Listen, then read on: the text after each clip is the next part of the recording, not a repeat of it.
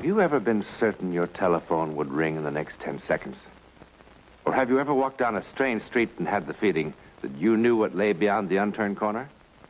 Yes? Then you've had a brief encounter with the world of the unknown. You are ready for the actual human experience that follows.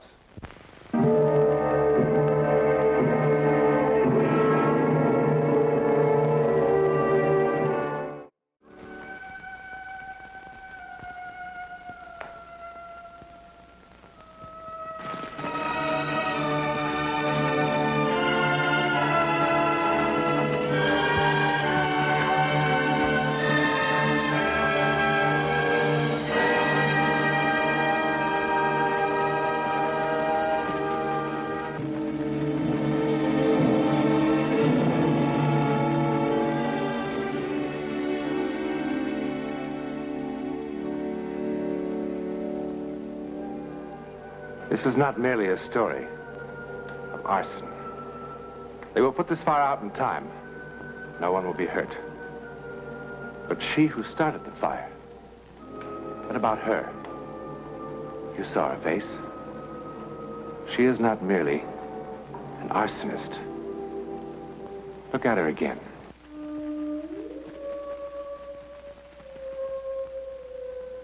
$11 exactly the same time as before, but many miles away.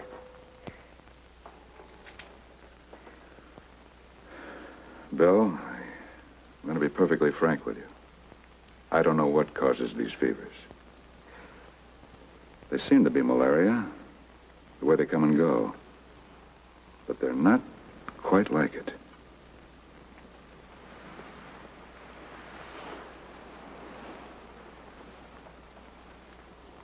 She'll be fine in the morning.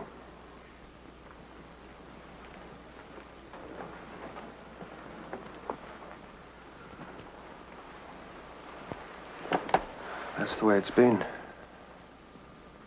In the morning.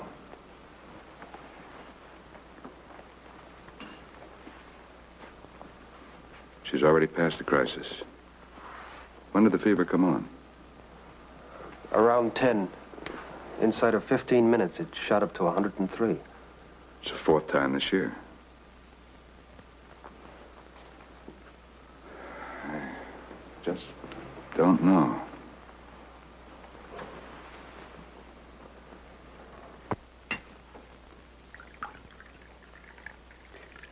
Oh, dear.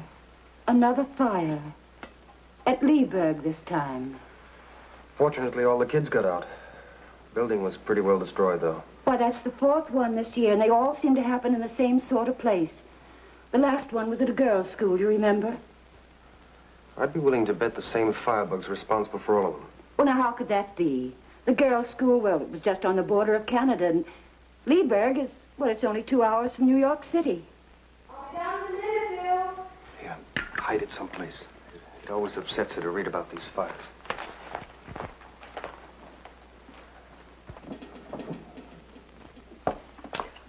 Good morning, Mrs. Farley. Good morning, darling. Good morning. You know, I don't know why it took me so long to get dressed.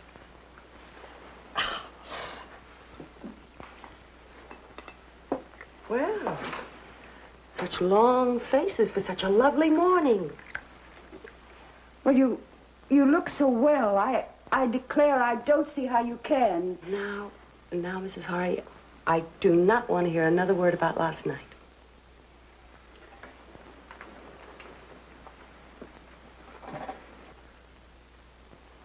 Bill. Esther. Look, I... What's the matter? Well, you were awfully sick last night, and...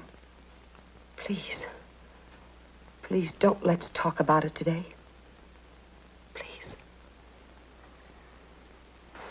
All right. I love you.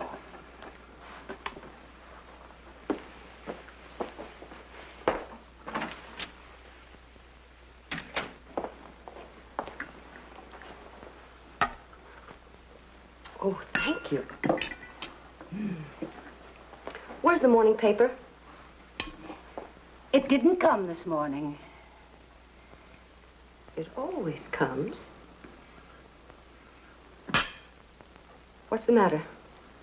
What happened? Was there a fire last night? Now, don't upset yourself, please. What did you do with it if you burned it? No, all right. Don't you tell him I told you.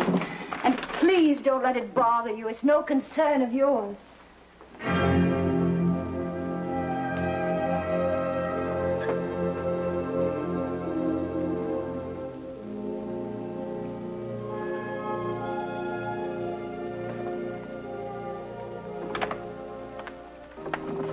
Hello, Mrs. Quentin. Hello, Chief Wilson.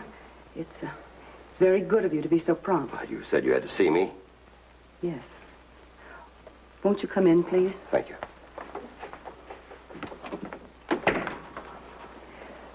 Everybody's out, so we won't be disturbed.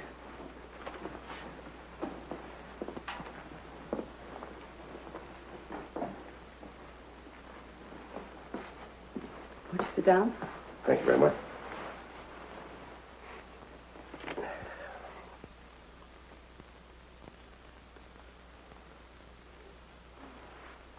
What was it you wanted to tell me, Mrs. Quentin? It's about those fires. I should have come to you some time ago, but I just couldn't bring myself to. But now, I'm afraid that children might be burned to death. Oh, you mean those orphanage fires? Yes, they are terrible, but thank God they're nowhere around here. But they will be. Because she will be here. Who? My sister, Emily. Oh, Mrs. Quentin. I know that she is the one that's responsible for setting all of those fires. How do you know that? I know.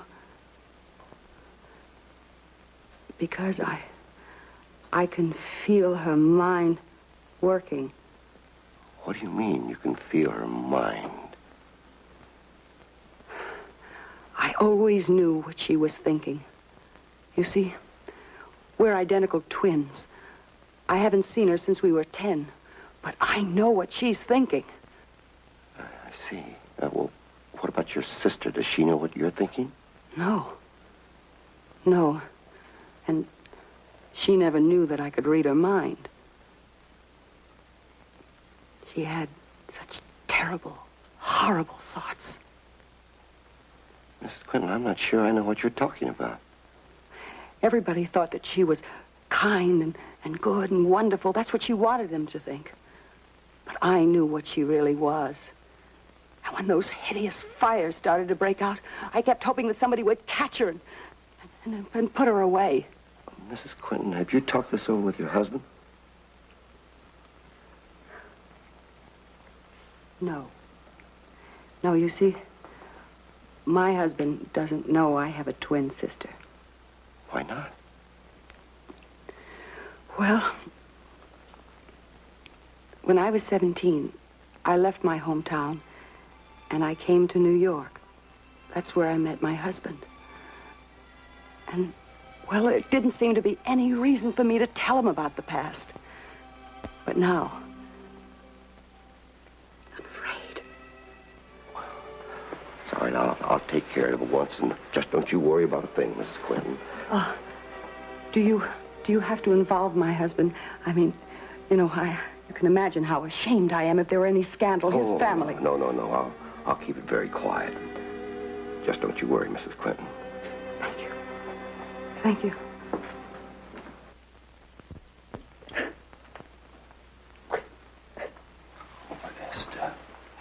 Esther, please.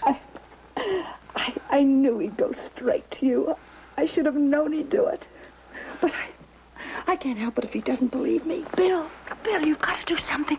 You've got to do something to stop her. You must, before it's too late, you must do something. I'm sorry. I am sorry. I should have told you a long time ago. I know it. I am sorry.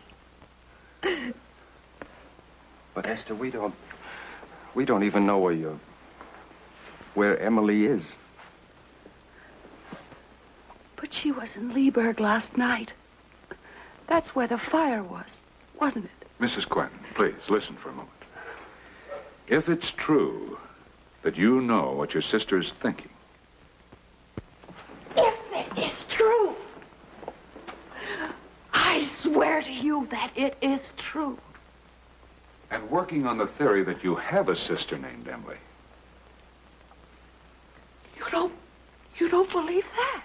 Well, it's hard to believe.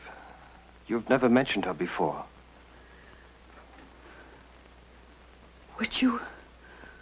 Would you believe me if Emily called me on the phone tonight?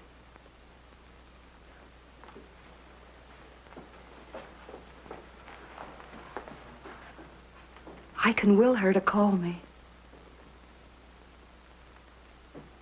What? I can will her to call me.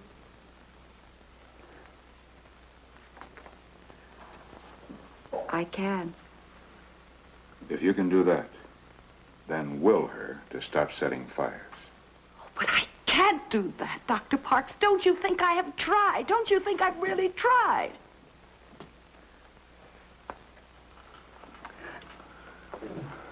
Bill, you don't believe a word I've said, do you?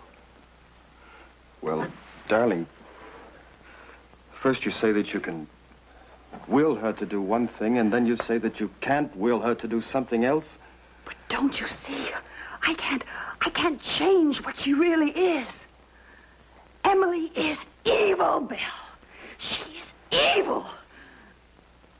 Oh. You think that I'm all imagining this, don't you? Don't you think that? No, you're worn out from the fevers. Sometimes people get strange fancies when they're ill, isn't that right? I am not insane, Bill. Don't you understand? I'm not insane. No, I am not ill, and I'm not saying insane. that, Esther. We're not saying it. Emily will call here at 10 o'clock tonight. And when she does, I want you to answer the phone, Bill. And I want you to be here, Dr. Parks and Chief Wilson. And then perhaps you'll believe me.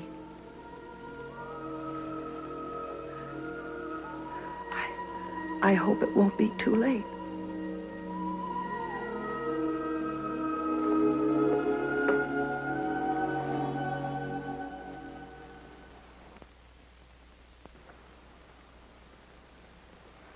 Well, if it's all right, I'll be going along then. Oh, certainly, Chief. Again, my apologies for wasting your time this way.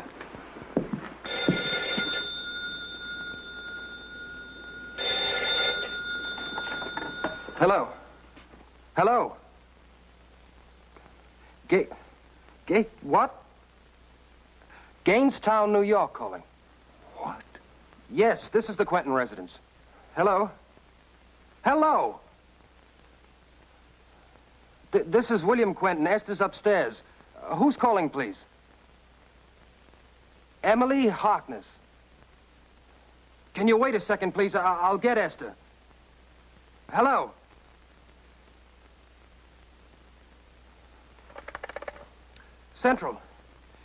Central, we were cut off. Oh, thank you.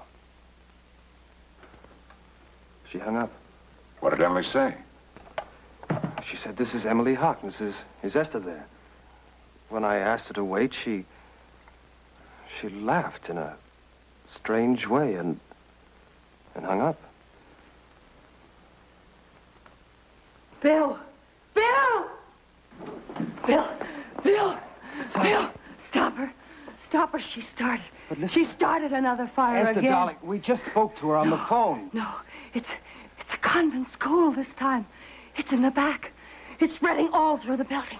We just Stop spoke to her. her. Listen to me. Leave her again, Bill. Take her upstairs. Vernon, stop her. Vernon, stop. Stop her. Stop.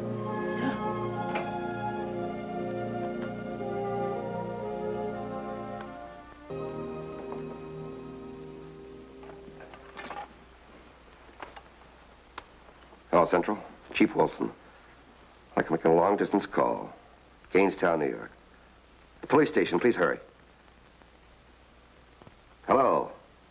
Hello? This is Chief Wilson, calling from Cedar Falls. Do you have a convent or parochial school in Gainestown?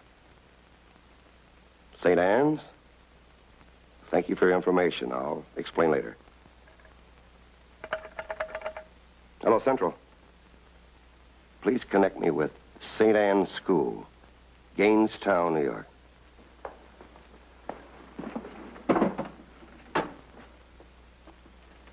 Hello, St. Anne's School?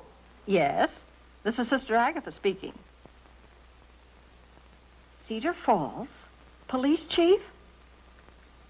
No, I wasn't asleep. What can I do for you, sir? Have you had a fire there this evening? A fire? Certainly not. Wait just a minute.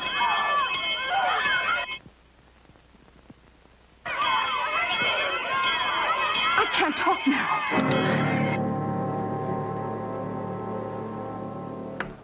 What happened? There is a fire. I heard the people yelling. I heard the bells.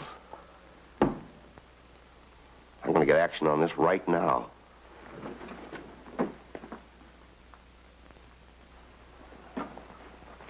There's no sense bothering with Gainestown. She moves too fast for that. She must live somewhere. Your wife said she hadn't heard or seen her for some time, but other people have. Where did Mrs. Quentin used to live? Waterville. She was raised in the orphanage there. I'm off there right now. Bill, please tell me the truth. Did anything happen last night that was bad? I mean, I'm not talking about the phone call from Emily. Everything's all right. Try to eat something, dear. I'll try. Mr. Quentin, Chief Wilson. Oh, yes. Esther.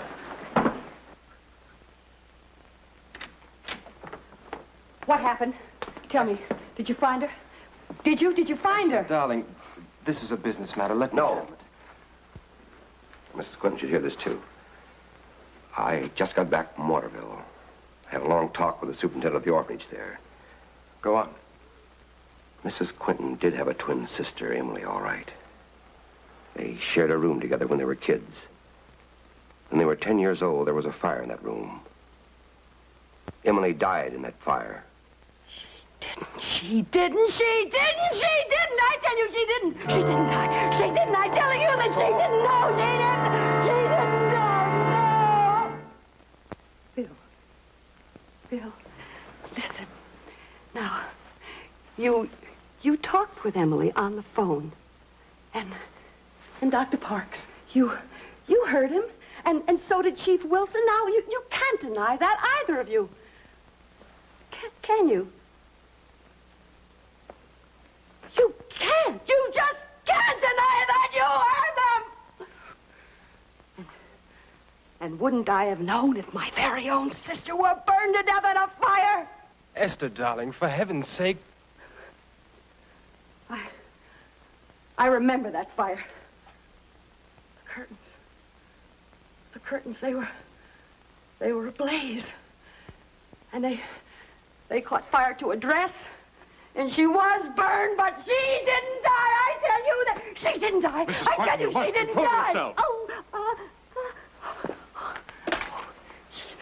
She's getting strong. She's getting stronger. Please, you've got to stop her. Stop her, please, Bill. And will her to come here. Oh, Bill, do you believe me? Yes, darling, yes. You do. You believe Will her to come here. Yes. Bill, what are you doing? You're losing your mind? She did call, Doctor. Somebody called. Somebody called at 10 o'clock, just as Esther said. And that somebody said she was Emily Harkness. Will her to come here.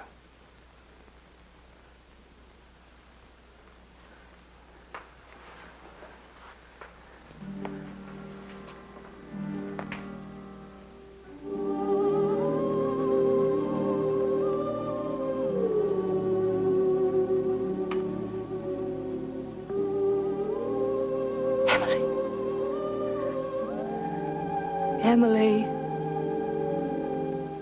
take the train tonight. Emily, the train. I'm sorry I kept you waiting. How's Mrs. Quinton? She'll be all right. Once we find Emily and put her away. But I told you that I don't Emily... care what you told me.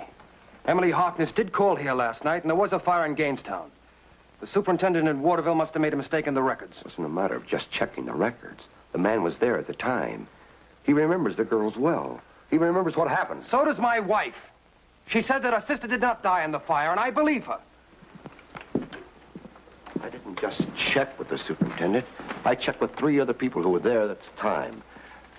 They said that Emily was a sweet, lovable girl, and that her sister, your wife, was insanely jealous of her. They didn't say that Mrs. Quinton started the fire. It may have been an accident. May have been an accident. What are you trying to say? All I'm trying to say is after it happened, Esther went into a high fever. She was out of her head for quite some time. After she got over it, she never mentioned her sister again. The folks at the orphanage thought it was better that way. I prefer to believe what I heard last night with my own ears. Good night, Chief.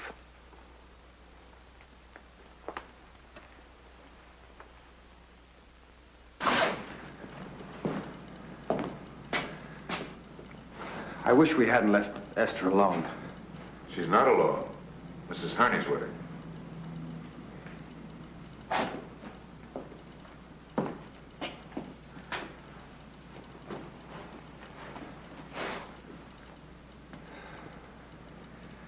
It's warm in here. There it is.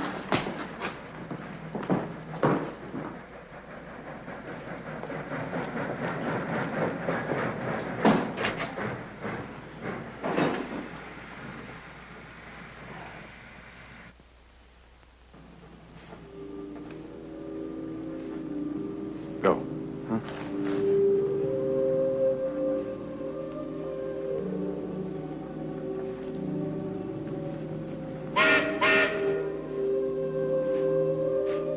Emily? Emily?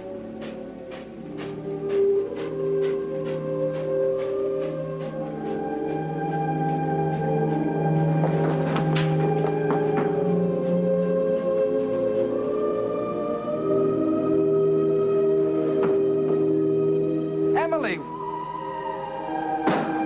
Wait!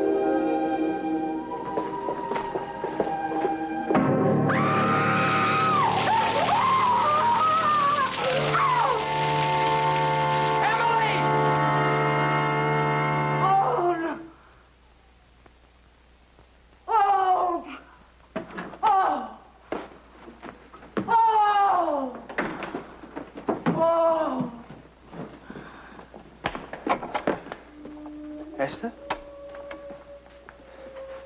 Esther? Esther?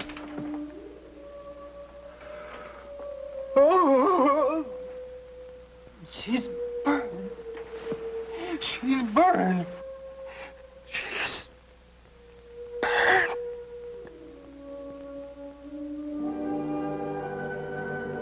The phenomenon of bilocation, the power which enables a person to be in 2 places at once, has been reported many times. In a sense, the one entity becomes 2. The second is sometimes called the etheric double. In this instance, Esther Quinton may have been subconsciously aware of the truth, that the evil Emily was actually her other self, and so deliberately consigned both entities to the flames.